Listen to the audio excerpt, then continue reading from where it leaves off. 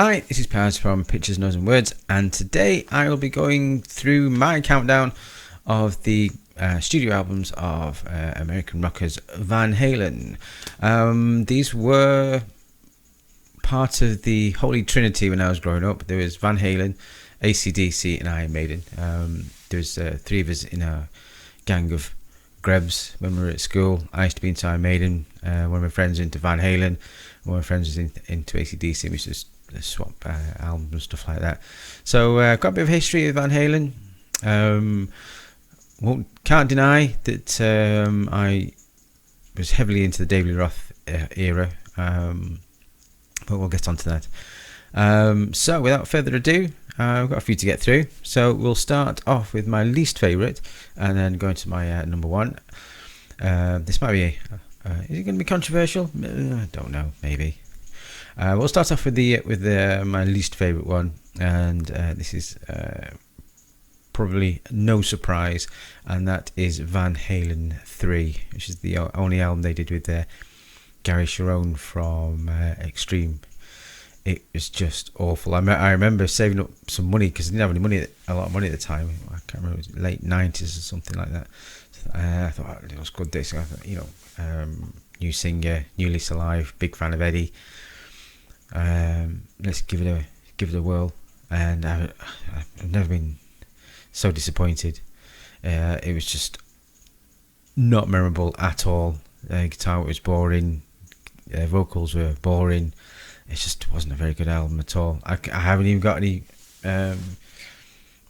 anything to any merits, songs worth mentioning.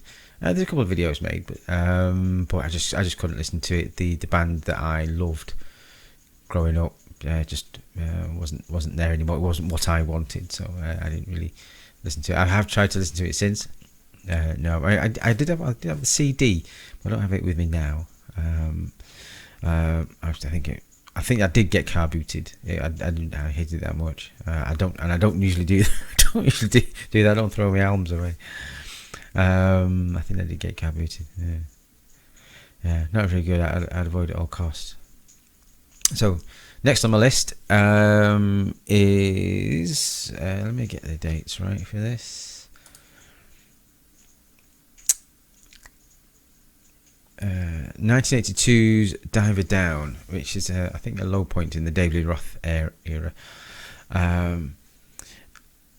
To be fair, it's not utterly terrible, because I've got some belters on it. I mean, Hang 'Em High was like that, Where Have All the Good Times Gone, like that. But if you take away the Cathedral or Little Guitar's intro and all the instrumentals and take away the covers, you've not really got a lot left. I mean, the Full Bug's alright. Hang 'Em High, it's as I said, is very good. But Oh Pretty Woman and Dancing in the Street, no, not for me. And yeah, but a bit disappointed with this one. It just seemed to be a stopgap or a reason to fill it, but to put an album out and tour. I think not their finest hour. So next on my list is, I didn't have a CD for Diver Down, and I had this on vinyl, but I've not replaced it on CD yet. And I was listening to it the other day on Spotify, and I thought, maybe I should treat myself to the CD, because I enjoyed it more than I remember, and that is 1988's OU812. Not bad, but it's not aged very well. Even though I just said I did enjoy it, it's not as strong as Sammy's first one or the two that came after it. Mine on Mine's okay. AFU, Naturally Wired, is quite good fun. Source of Infection is good. I don't know. They'd obviously, when Sammy Hagar joined, they'd obviously turned into a different beast altogether. They're more radio friendly, a little more commercial, a more keyboards in. And it was at that point, 88, I was veering towards more, I was listening to a lot more thrash, and in that sort of sugary American rock style just wasn't what I really wanted. So I enjoyed it when it came out. Enjoyed it re-listening to it, but you think, oh, I can see why I've not revisited it over the years. But maybe I will pick it up because it has got a couple of good highlights in on there. Next on my list is the one that came after that, and I do have the CD for that because you can see it here. I can move them out of the way. And that's from Lawful Carnal Knowledge. From what's the date on that? That's the date. 91. Because of OU812 was a bit of a lukewarm reception from myself. I didn't get this straight away. I have since got the CD, and it's pretty solid stuff actually. I do thoroughly enjoy it, and the only reason why it's this slow down because for the reasons I've already given, really. I mean, I was moving on to more heavier music, more proggy music, and this didn't really fit the bill, but it's got some really solid stuff on here, and I think this was quite successful in America as well. It kept Van Halen on top of the American charts as well, especially some good songs like Right Now. I remember Pound Cake, I remember that going out. That's a really good solid one. Judgment Day is good. Pleasure Dome, I've always enjoyed that. It's one of those real personal choices where I grew up with the Roth era, and this wasn't really the more sugary American radio friendly stuff wasn't really what I wanted from Van Halen, or what I was listening to at the time. But I have since gone back to it, and I quite appreciate it quite a lot now. This one, not bad. And for the same reasons, for the next one on my list is the one that came after it, which is Balance. Opening track, The Seventh Seal, is an absolute cracker. And there's not much difference between these two for me in terms of quality. This one shades it. Balance shades it for me. Some good stuff from Eddie. Production's is really good on this. Feels like it has a bit more pace and a bit more life to it than this one.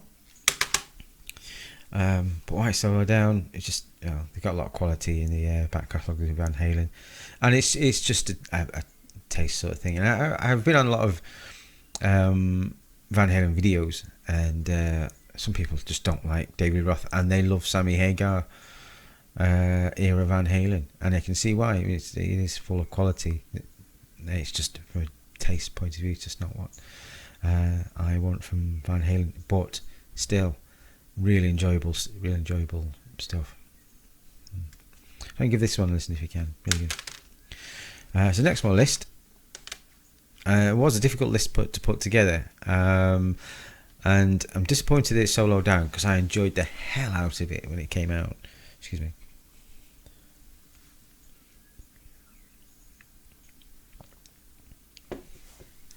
And I still do.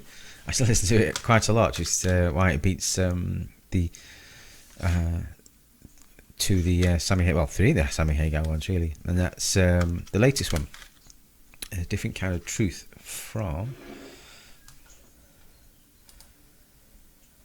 2012. Damn, God, it's 8 years already. I remember it coming out. I think it's just brilliant. This, because although it's missing Michael Anthony's backing vocals, because he sings quite high and he adds so much to the band.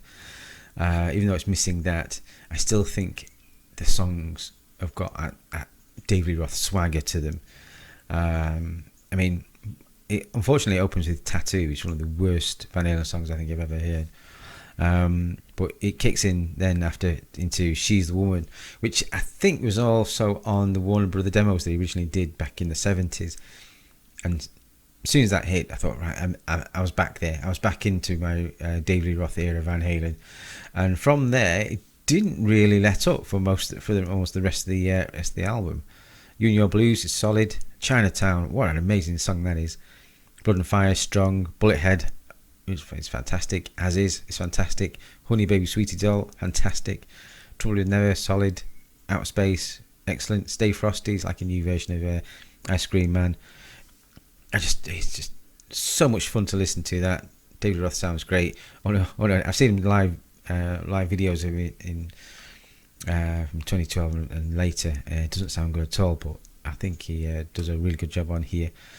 As does Eddie, actually. So, and if this is the last Van Halen album, and I think it probably will be, it's a really good place to end their careers.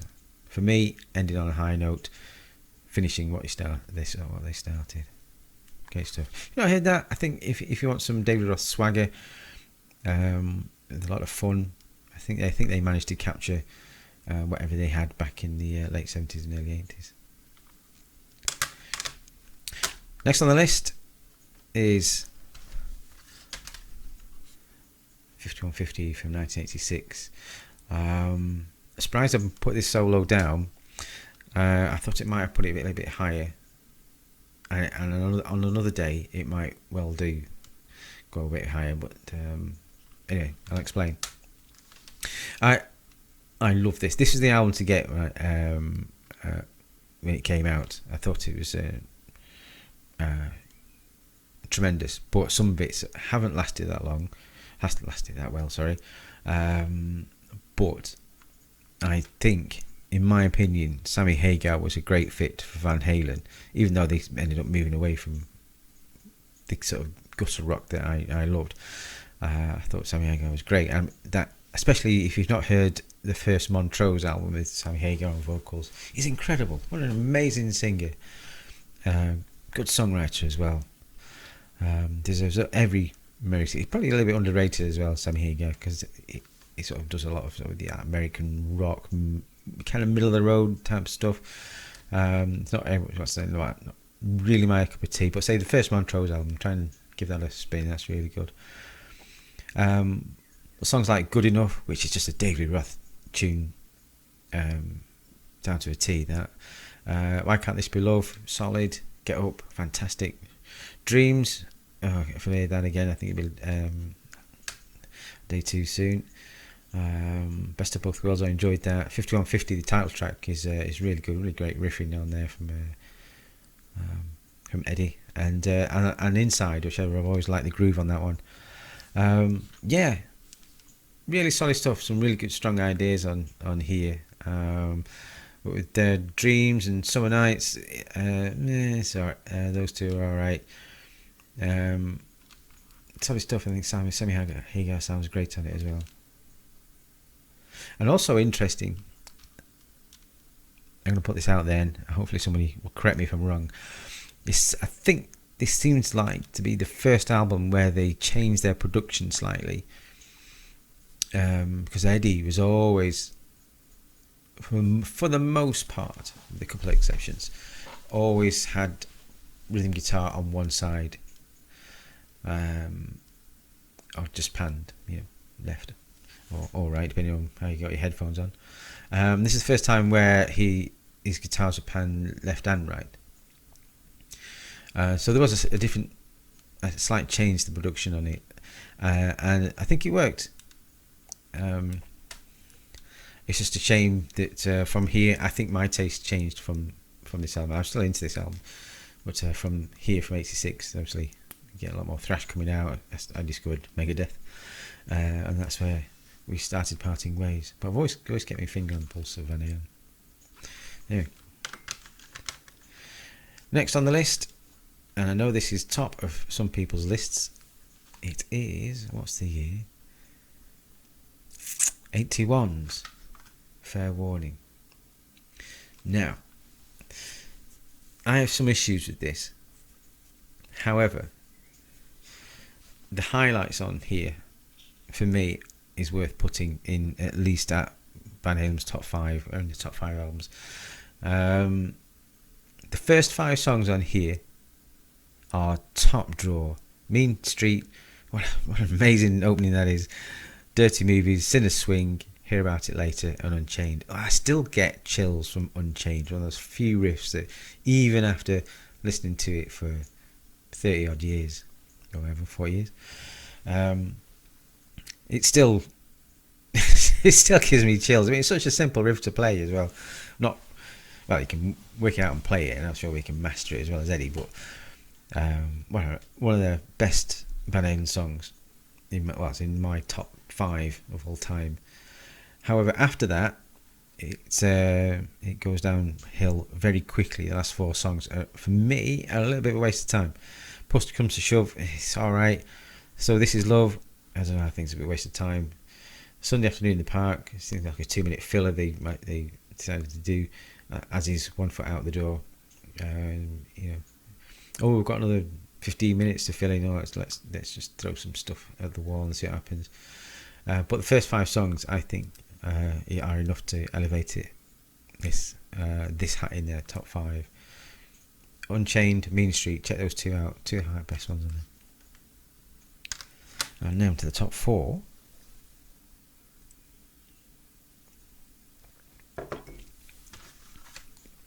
Fourth spot, we've got Van Halen 2 from 1979.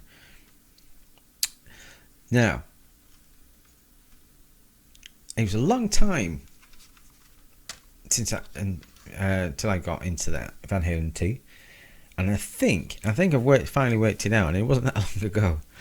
And I think it's the track listing, because it opens with You're No Good, and then Dance the Night Away, which I've never really liked as a cover. I mean, why would you put a cover? I don't know.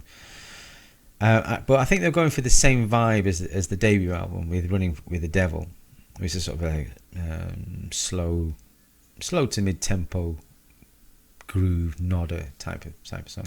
And I think they went for the same kind of vibe with You're No Good, and I don't think You're No Good is strong enough to open an album. However, what I did not so long ago, I mixed up the track listing. So I started with Somebody Get Me a Doctor, Bottoms Up, Out of Love, and then I put You're No Good, and then Dance the Night Away after that. And suddenly the album came alive, because after an amazing debut album, it felt like they weren't coming out of the blocks full steam ahead. It felt like but if you put Somebody Get Me a Doctor as your opener, suddenly they're in.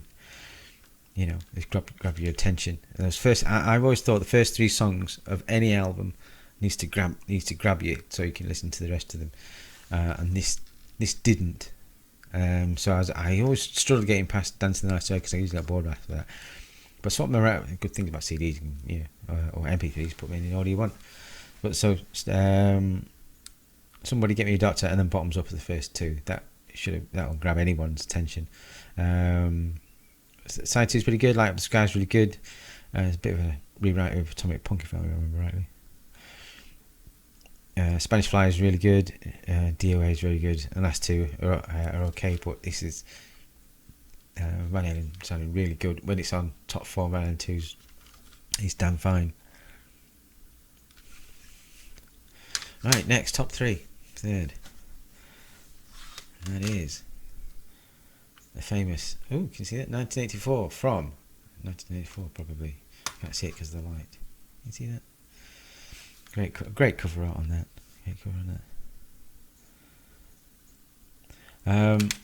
Right. I thought this might be a bit higher, but you start to evaluate the albums and think, oh yeah, I prefer that one over that one.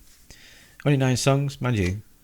Van Halen don't really like write long albums. Well, the Roth era, the up to 1984, I think the album average length was about 33 minutes. So you don't get a lot for your money, but they did release an album a year, so constantly churning out stuff. Very prolific. We started off with 1984 with the keyboardy piece, and then Jump. Oh God, not again. Panama, classic. Still not got sick of listening to Panama yet. Top Jimmy, yeah. Drop Dead Legs. That's not lasted that long. Well for me. Hot for Teacher, obviously still brilliant, and I've still not got tired of listening to that either. I'll Wait is okay. Girl Gone Bad and House of Pain are 2 fantastic songs. Girl Gone Bad especially. It's in my top 10 Van Halen songs of all time. I think it's just the guitar work. The guitar work on it is it's just stellar. And the riffs, it's just wonderful to listen to, and quite a different style to the commercially or hook laden Panama and Hot for Teacher. If you've not heard this before, or if you only know the big hits off the 1984, listen to Girl Gone Bad. Really gritty stuff. You think, well, if a thrash band came up or a metal band came up with that, then we'd be praising them. What a riff that is. House of Pain. I think House of Pain is was quite an old song as well from the Warner Brothers demos. I think so. But it is interesting. There's a lot of songs that obviously they had in the early days, and they keep putting them in. So it does make you wonder why that seems to have only 5 songs and lots of filler, when you obviously got demos of really good stuff. Just they haven't used. Strange, really.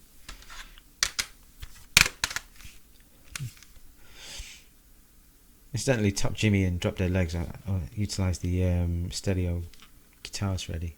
The rest of the album doesn't. Weird choice, but one I like. Okay, second spot is the debut for me, Van Halen 1. And what's this to say about this? It hasn't already been said. One of the greatest debuts of all time. Running with the Devil, Eruption, You Really Got Me, Ain't Talking About Love, Jamie's Crying, Atomic Punk. What a great song that is. Superb stuff. 78, changing the face of rock music. Wonderful. I'll just go straight to my number 1. What else can you say about that? And number 1, if you haven't already guessed, is Women and Children First. And I think the reason why I like this, even though it's still about half an hour long, the songs seem to have a bit more gravitas to them than, because this is obviously the party rock end of it. I mean, this still did, but you got 5-minute songs like Everyone Wants Some and Fools. It just had a little bit more to them. Some of the guitar work on this is fantastic. And the real Cradle Roll Rock. It felt like a refreshing change to the formula that they obviously tried to recapture from the first one on this one. And this felt like, alright, third album, what do we do? Do we do the same thing again, or do come out fighting? And it felt like this, they came out fighting. So it feels like to me, anyway. Romeo Delight is fantastic. There's a really good cover by Annihilate who do Romeo Delight. Try and check that out, it's really good. I don't know how Jeff Waters manages to almost sound like Eddie Van Halen. Probably lots of practice. Take Your Whiskey Home's really good. In a Simple Rhyme's good. And for me, there's no weak spots on this. Well, on this one either. And if you're new to Van Halen, you know what? You can't go wrong with any of these 3, to be honest. Actually, the one in the middle is my favourite. Unfortunately, one of my favourite bands that never gets saw live, because they never came over here very often. I've seen David Lee Roth twice. Saw him at Donington in 88, I think it was. Iron Maiden year, I think it was. And then I saw him when I was over in Florida, this small place. I think it was only cheap to get in. He started at 8 o'clock. He was done by 9:10. There's no support, and that was it. We were all going home. I think he has his guitar player at the time. I think it was Jason Becker. What an amazing player he was. He was the highlight of the night. David Roth was going through the motions. Great entertainer. Also, if you like me, if you like the Van Halen gutter rock type of thing, and you didn't like the Van Halen with Sammy Hagar,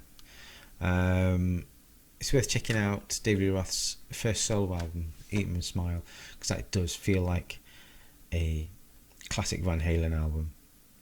The amount of attitude and fire and swagger that it's got about it, it's worth listening to. So there we have it. That's my countdown of the discography of Van Halen. I'm sure there's plenty of people that would argue. But it's also always a taste thing. They say that you can't really go wrong with any of the first 6 or 7 Van Halen albums. Dive it down out of there. Guitar work is stellar. David Roth is a really great fit for the band. He gives us an edge and an attitude.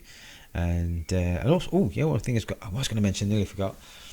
What I really enjoyed about this, especially these first 2 albums, is the way that Michael Anthony and Alex Van Halen on drums and bass, how they meshed so well.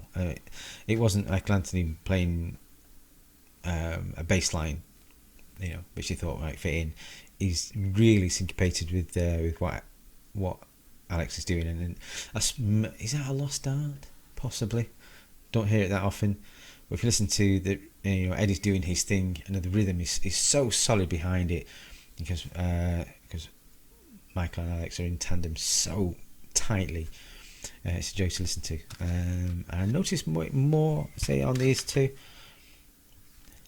Because if you're listening to thrash and metal, everyone's got a 10 to the dozen. But I'd say a bit of a lost art, I think, in metal. Maybe it should come back. Or perhaps I'm just listening to the wrong types of metal these days. So, anyway, let me know what you think.